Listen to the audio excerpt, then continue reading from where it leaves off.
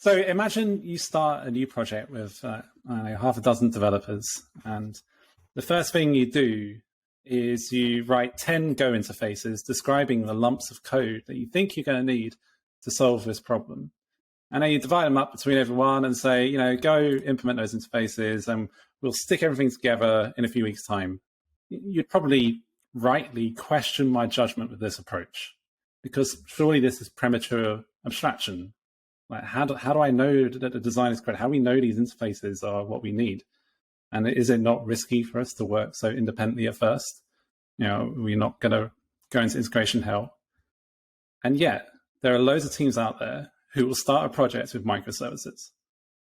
And that is just like what I just described. But it's even worse because it's a distributed system on top of all of these assumptions that you're making. So whatever mistakes you've made in your design are so much harder to fix than if it was just in a single code base. And my unpopular opinion, maybe it's not unpopular, I don't know, but I believe in a vast majority of cases, you should rather than starting a project by drawing on a whiteboard 100 microservices, just start with a monolith, just start with like one code base.